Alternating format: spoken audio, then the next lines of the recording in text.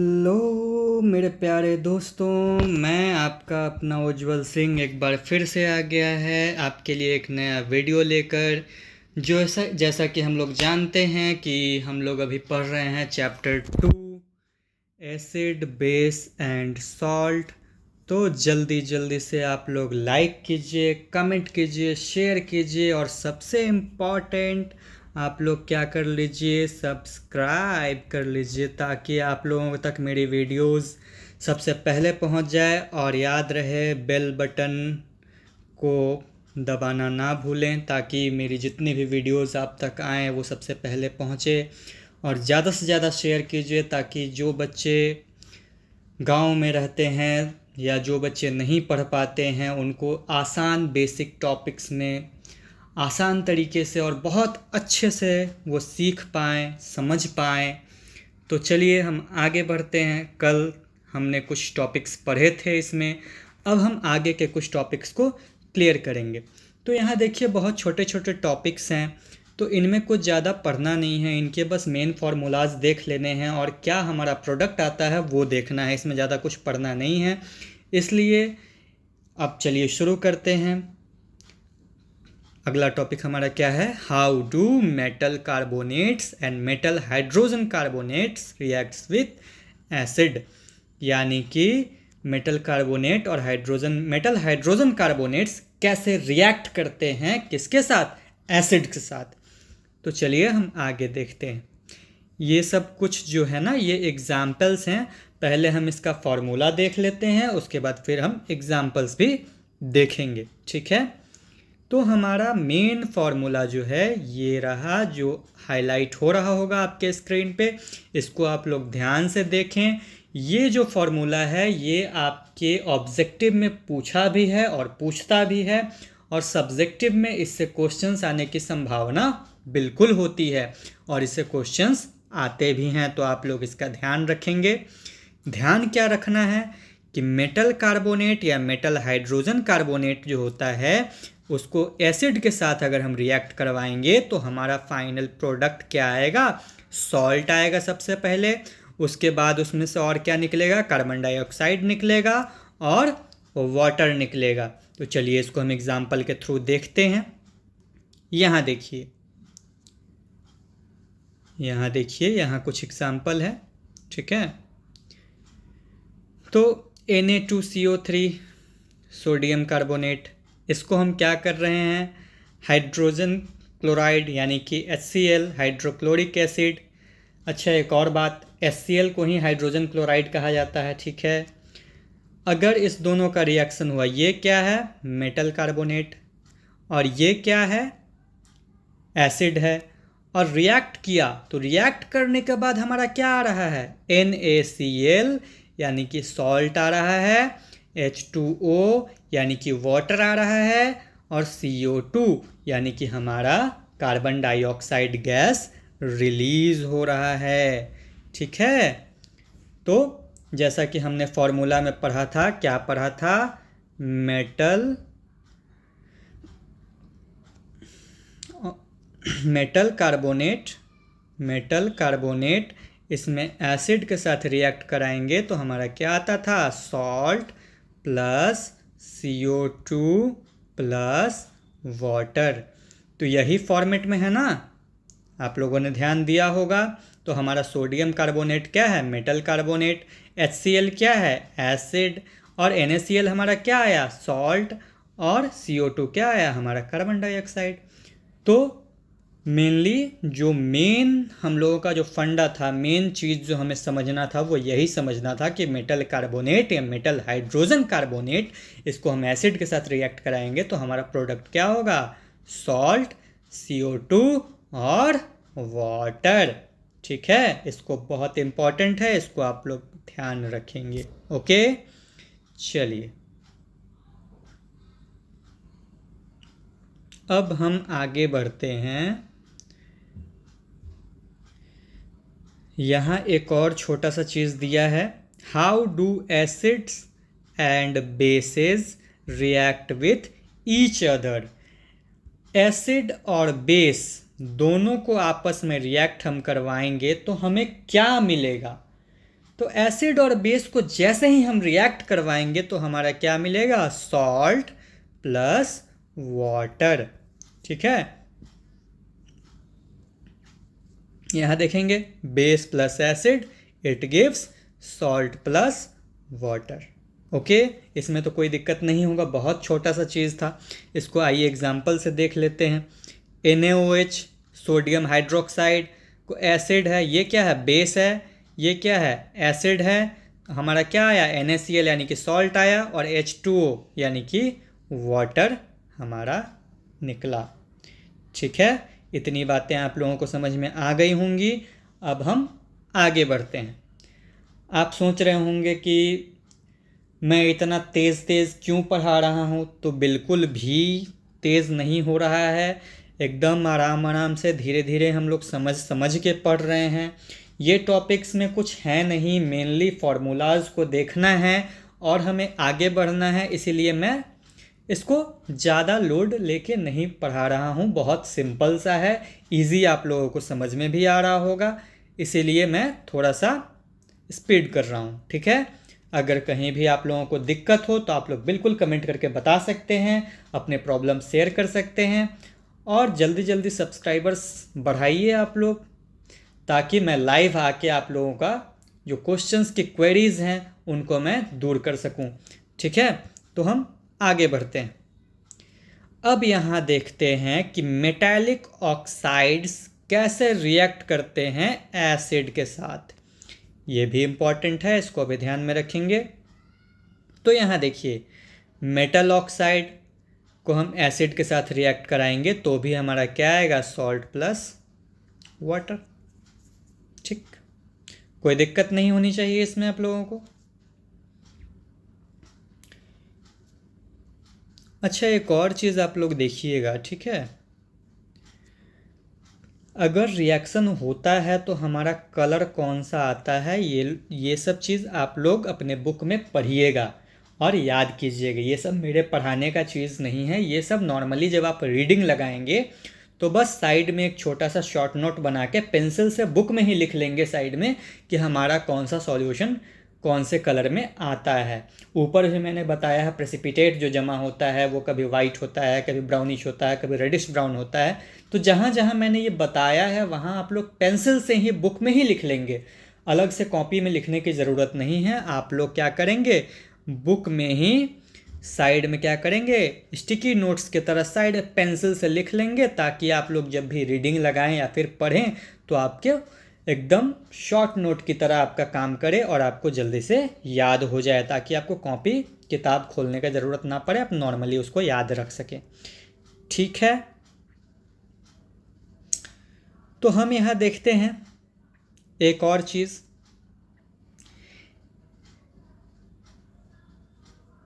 यहाँ जो मैंने गोल किया है, ठीक है, इसको आप लोग देखेंगे। ठीक है, मेटालिक ऑक्साइड जब रिएक्ट करता है एसिड से तो सॉल्ट्स एंड वाटर देता है। उसी तरीके से बेस करेंगे एसिड के साथ रिएक्ट तो metallic oxides are said to be basic oxides. तो वो क्या होगा, बेसिक ऑक्साइड्स उसको हम बोलेंगे। किसको, जब हम बेस को एसिड के साथ रिएक्शन करवाएंगे तो उस मेटालिक ऑक्साइड को हम क्या कहेंगे, बेसिक ऑक्साइड्स। ठीक है, इसमें कुछ रॉकेट साइंस नहीं है, एकदम सिंपल सी बात है, आप लोगों को समझ में भी आ रहा होगा। तो हम और आगे चलते हैं। Reaction of a non metallic oxide with base. हमने ऊपर क्या पढ़ा, मेटालिक ऑक्साइड विथ एसिड, तो हमारा रिजल्ट क्या था, सॉल्ट प्लस वाटर, यही था ना प्रोडक्ट। तो आगे हम देखते हैं, अब नॉन मेटालिक ऑक्साइड को हम बेस के साथ रिएक्ट करवाएंगे तो क्या होता है। ठीक है, तो आइए हम देखते हैं फिर।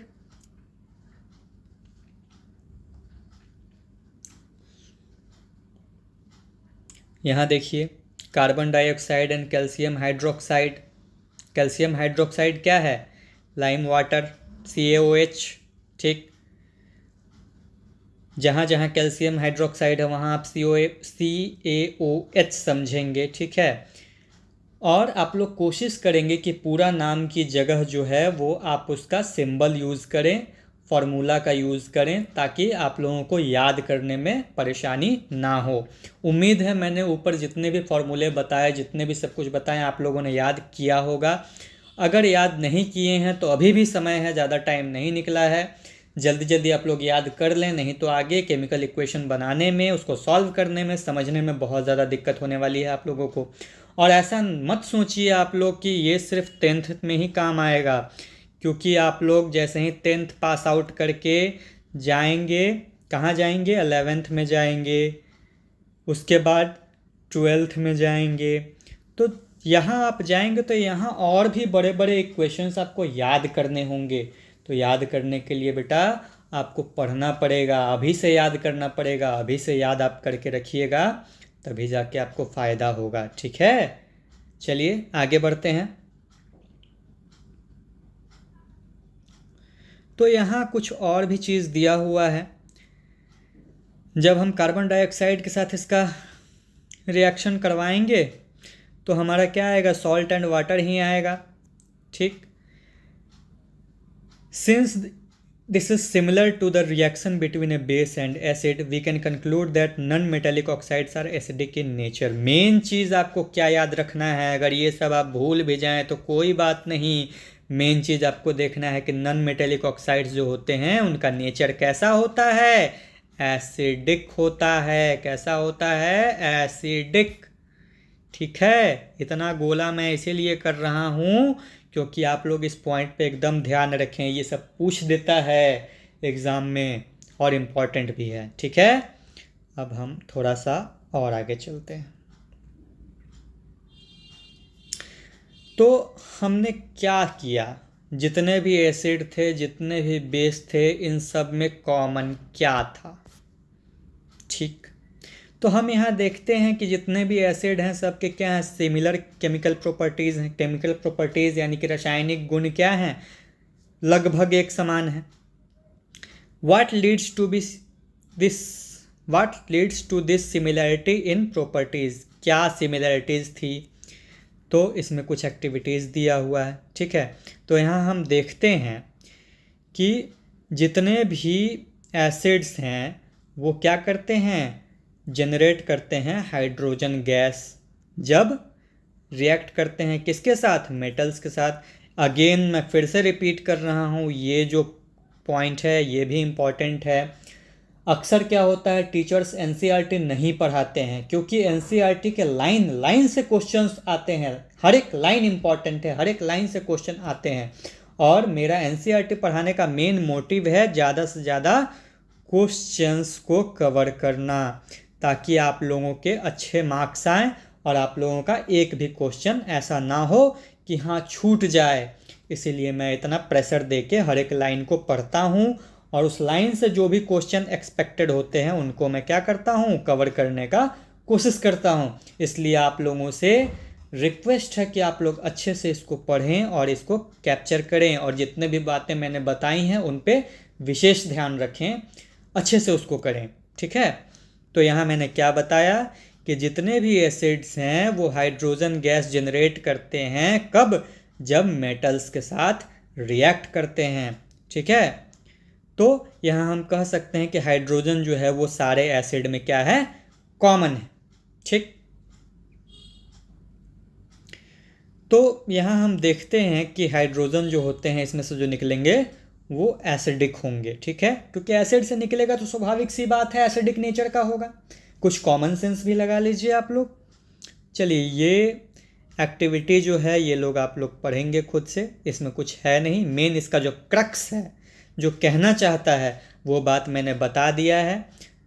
एक और चीज़, अगर आप लोग को चाहते हैं कि एक्टिविटी पे भी सर वीडियो बनाइए, तो आप लोग कमेंट भर भर के करें कि हाँ एक्टिविटी पे वीडियो चाहिए, तो मैं एक्टिविटी पे भी वीडियोस बना दूंगा, डाल दूंगा। ठीक है, चलिए आगे बढ़ते हैं हम लोग।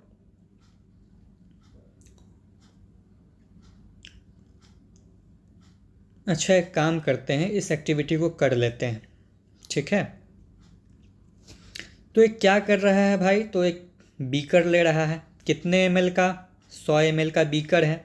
इसमें glucose, alcohol, hydrochloric acid, sulphuric acid ये सब डालते हैं। तो आप लोगों के लिए एक वर्क है, आप लोग जल्दी जल्दी कमेंट करके बताएं कि हाइड्रोक्लोरिक एसिड का फार्मूला क्या होता है, सल्फ्यूरिक एसिड का फार्मूला क्या होता है। फटाफट कमेंट करें, तब तक हम आगे बढ़ते हैं। तो इसमें क्या करते हैं, 2 नेल्स, 2 कांटी जो है इसमें लगाते हैं, ठीक है। इसमें फिर क्या करते हैं, connect the nails to the 2 terminals of a 6 volt battery through a bulb and switch as shown in figure 2.3।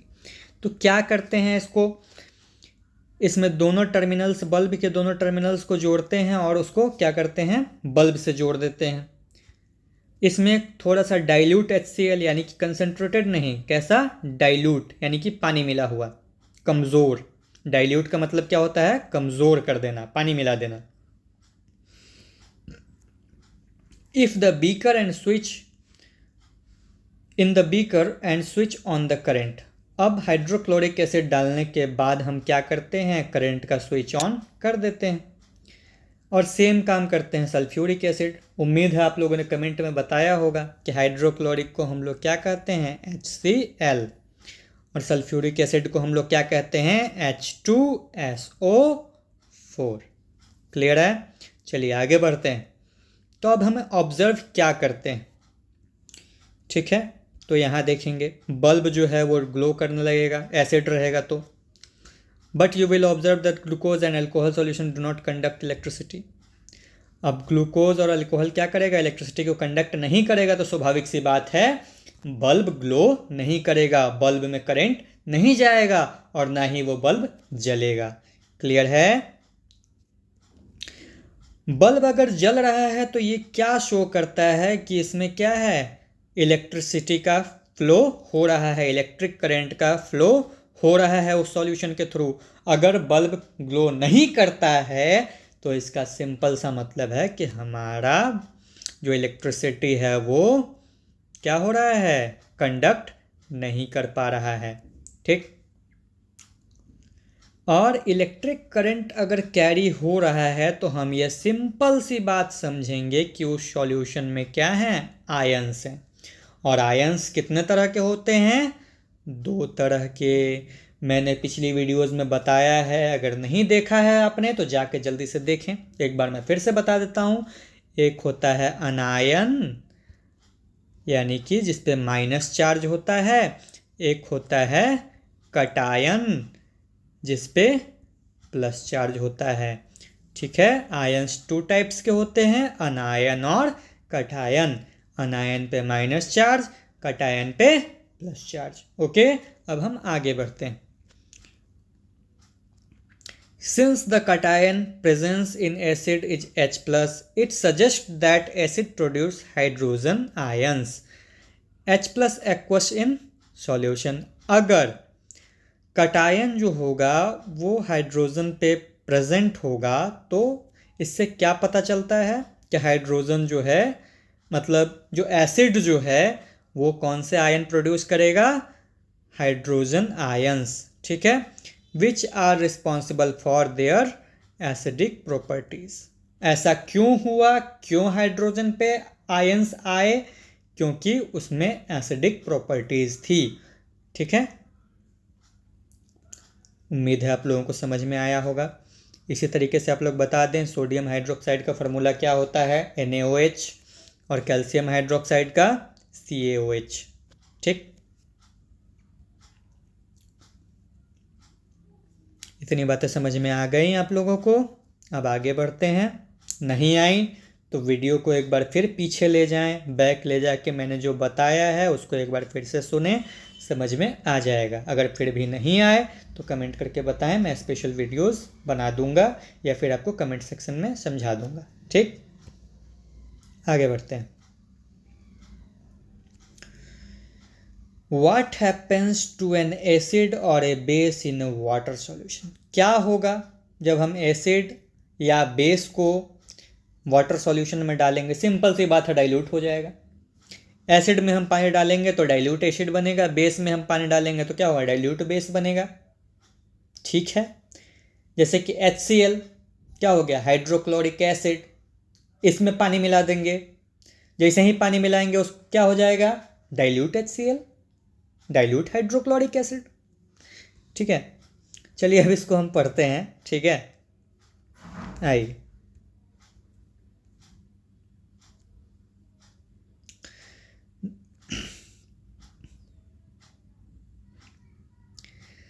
HCl में हम क्या करते हैं, पानी मिलाते हैं, H3O और Cl, क्लोरीन हमारा क्या हो जाता है, बाहर निकल जाता है।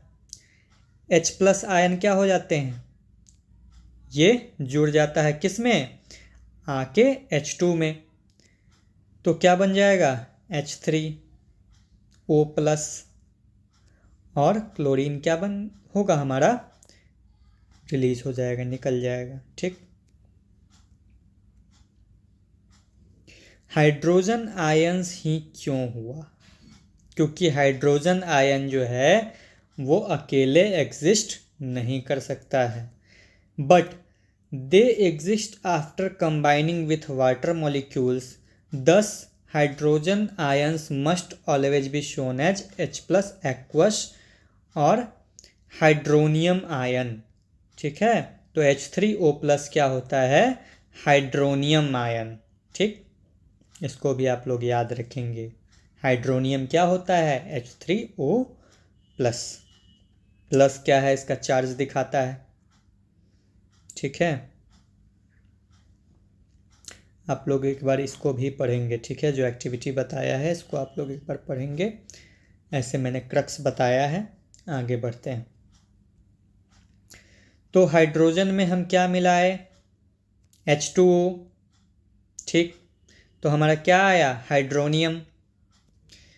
दरअसल हमारा यहाँ था, एक बार मैं फिर से रिपीट कर देता हूँ अगर समझ में ना आया हो तो। हम क्या पढ़ रहे थे ऊपर, कि ये पढ़ रहे थे क्या होगा जब हम एसिड या बेस में पानी मिलाएंगे, वाटर सॉल्यूशन में मिलाएंगे। तो HCl में हमने क्या मिलाया, H2O। जैसा कि हम जानते हैं कि हाइड्रोजन आयंस अकेले एग्जिस्ट नहीं कर सकते हैं, तो ये हाइड्रोजन आयंस किस पे आ जाएंगे, H2 पे, तो H2 + 1H तो कितना हो जाएगा, H3O+, तो ये क्या हुआ, हाइड्रोनियम आयन। H+ + H2O तो क्या होगा, H3O+, यानी कि हाइड्रोनियम बनेगा। ठीक, What have seen that acids gives H3O+, यानी कि हाइड्रोनियम आयन या फिर H+ aqueous ion in water, क्या होगा। Let we see what happens when a base is dissolve in water. हमने देखा, क्या देखा, कि एसिड में जब हम H2O में मिलाते हैं तो हमारा हाइड्रोनियम आयन बनता है। ठीक, वैसे ही हम बेस में अब देखेंगे, NaOH सोडियम हाइड्रोक्साइड है, इसको हम पानी में मिलाएंगे तो क्या बनेगा, Na+OH-, तो सोडियम हमारा अलग हो गया और ऑक्साइड क्या हो गया, हमारा अलग हो गया एक्वस में। तो यहाँ हम देखते हैं, यह पोटेशियम हाइड्रोक्साइड KOH, इसको क्या कहेंगे, पोटेशियम हाइड्रोक्साइड। ठीक है, इसको हम वाटर में डालेंगे तो क्या हो जाएगा, K+, यानी कि पोटेशियम अलग हो जाएगा और हाइड्रोक्साइड यानी कि OH वाला जो पार्ट होगा वो हमारा अलग हो जाएगा, तो पार्ट में टूट जाएगा। ठीक, इसी तरीके से है मैग्नीशियम हाइड्रोक्साइड, तो Mg2+ और OH हाइड्रोक्सी क्या हो जाएगा, हाइड्रोक्साइड अलग हो जाएगा। तो bases generate hydroxide ions in water, तो मेन हमारा क्रक्स क्या निकल के आता है, बेस जो है वो हाइड्रोक्साइड आयन यानी कि OH आयंस क्या करते हैं, रिलीज करते हैं पानी में। ठीक, bases which are soluble in water are called alkalis, ये मोस्ट इंपॉर्टेंट है।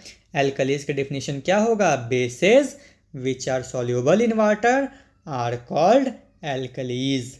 ठीक है, तो आज के लिए इतना ही रहने दें। चलिए, आप लोगों, उम्मीद है आप लोगों को समझ में आया हो, थोड़ा सा ये बच गया है तो चलिए इसको कंप्लीट कर देते हैं, इतना क्यों छोड़े, थोड़ा सा बचा है तो।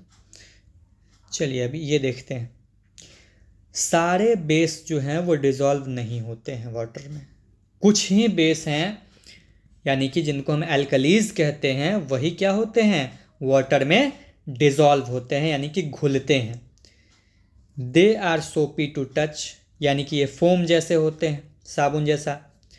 बिटर एंड कोरोसिव, तो ये सॉफ्ट होते हैं, कड़वे होते हैं और कोरोसिव होते हैं। नेवर टेस्ट और touch them as they may cause harm, हमें बिना जानकारी के इन्हें छूना नहीं चाहिए क्योंकि ये हमें नुकसान पहुंचा सकता है। तो आप एल्कलीज के बारे में समझ लिए। एल्कलीज क्या होता है, bases which are soluble in water या dissolved in water is known as alkalis. All bases are not alkalis. ठीक है, सारे बेसेस एल्कलीज नहीं होते हैं। ठीक, अब हम लोग जान चुके हैं कि सारे एसिड्स जो हैं वो क्या करते हैं, H+ एक्वस जनरेट करते हैं यानी कि हाइड्रोनियम H3O+ या फिर H+ आयंस क्या करते हैं, जनरेट करते हैं। एंड ऑल बेसेस, जितने भी बेस हैं वो OH- आयन जनरेट करते हैं। ठीक, तो we can view the neutralization reaction as follows. तो अब हम न्यूट्रलाइज कैसे करते हैं, तो ऊपर हमने पढ़ा है, acid plus base it gives salt plus water. ठीक है, हाइड्रोजन एक्वस प्लस OH क्या हो गया, बेस, तो हमारा क्या हो गया H2O यानी कि वाटर निकलेगा। ठीक,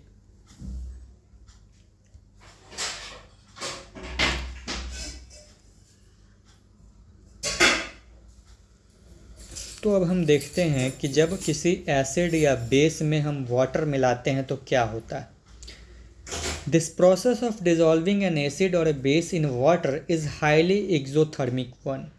इसमें से क्या होता है, बहुत बड़े अमाउंट में क्या होता है, हीट निकलता है।